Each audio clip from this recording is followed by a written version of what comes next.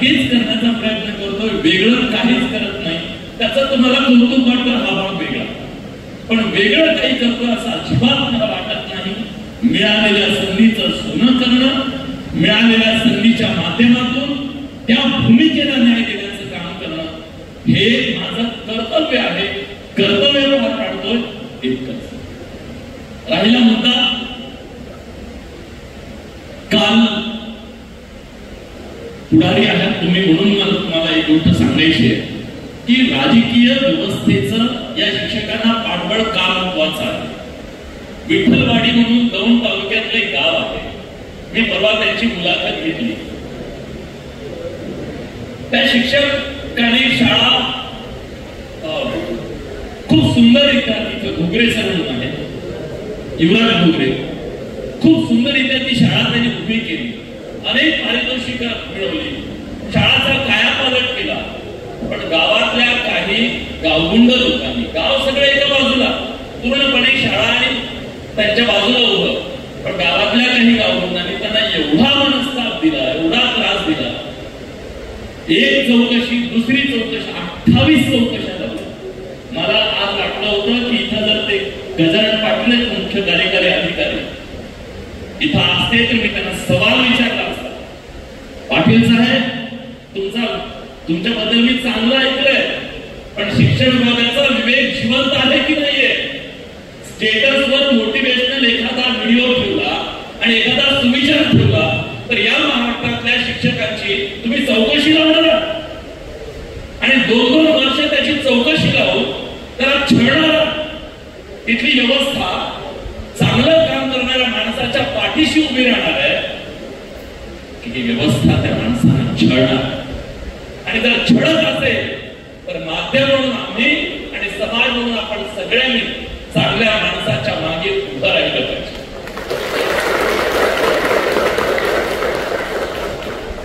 पण समाज अतिशय चुकीच्या दिशेने चाललाय.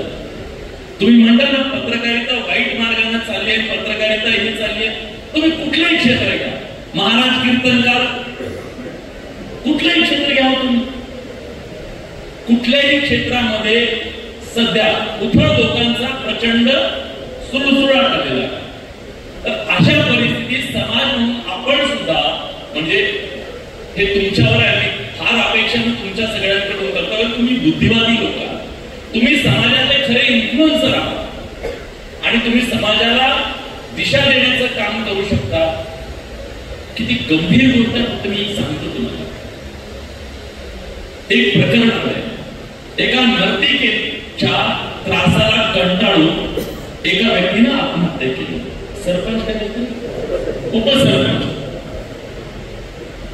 एका नर्तिकेच्या धमकीला कंटाळून, तिच्या त्रासाला कंटाळून उपसरपंचाने आत्महत्या केली. ती नर्तिका जेलमध्ये. समाज म्हणून आपण याच्याकडे कसं बघितलं पाहिजे? हे असं होता कामा नये. पण या महाराष्ट्रात पहिल्यांदा असं घडतंय, जेलमध्ये गेलेल्या त्या नर्तिका जेलमध्ये गेली त्या दिवसापासून तिचे फॉलोअर्स लाखाने वाढतात. समाज म्हणून कुठे चाललोय आपण? काय आदर्श आहे आमचे?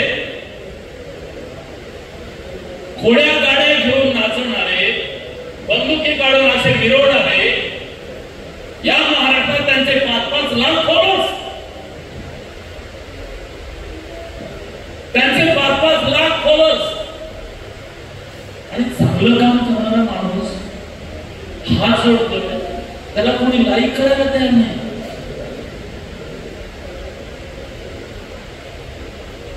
आत्मचिंतन करण्याची समाजावर वेळ आहे. ही अपेक्षा तुमच्याकडून करू शकतो. कारण आता आपल्याला अशी पिढी घडवावी लागेल, गुणवत्ता, केवळ गुणवत्ता नाही सर, चांगलं काय आणि वाईट काय, चांगलं काय, नैतिक मूल्य आपल्याला पुन्हा एकदा समाजाला देण्याची वेळ आली आहे. नाहीतर हा समाज इतक्या वेगानं अधोगतीकडे जाईल की आपल्याला तिथून परत येण्याचा कुठला मार्ग सुद्धा सापडणार नाही. आणि ही अधोगती मी म्हणालो तुम्हाला प्रत्येक क्षेत्रात, प्रत्येक क्षेत्रात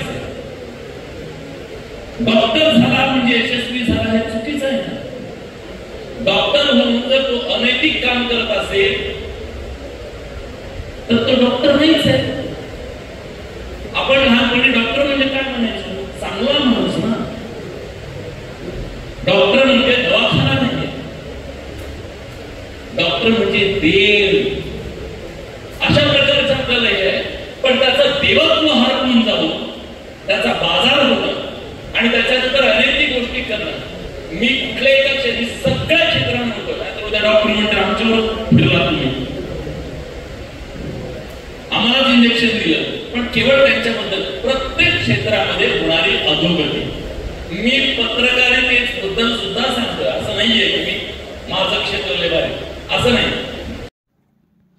खेड तालुक्यातील गेल्या 4 पिढ्यांहून अधिक चालत आलेली सर्वात जुनी पेढी, विश्वास हीच परंपरा, सोने चांदी हिरे मोती दागिने नवग्रह खडे मिळण्याचे एकमेव ठिकाण वापगावकर लक्ष्मी ज्वेलर्स.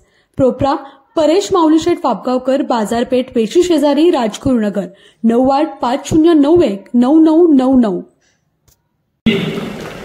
हे जे बोलताय ते आमच्या हिताचं आहे की त्यांच्या हिताचं? सामान्य माणसानं या सगळ्याला बळी नाही पडलं. अहो, वर्षानुवर्ष पिढ्यानं पिढ्या जी नाती होती, जे बंध होते, सामाजिक समतोल होता, रोटी बेटीचा नसेल पण भाकरी तुकड्याचा तरी नातं होतं. सगळ्यात दुःखद आहे. हे नातं संपलं नाही पाहिजे. हा समाज एक राहिला पाहिजे. त्या राजगुरूंची जात मला सांगा, त्यांचा धर्म मला सांगा. जातीसाठी धर्मासाठी नाही हो, या देशासाठी मातीसाठी बलिदान देणारी माणसं तुमच्या माझ्या समोर उभी असताना आम्ही मात्र हे लोक आज आरक्षण मिळवण्यासाठी त्याच्यासाठी जीव देतात. करून पोर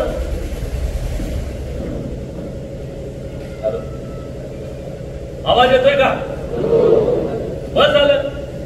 आवाज पोहोचणं महत्वाचं आहे. आज तरुण पोरांच्या समोर ही जी भावना आहे,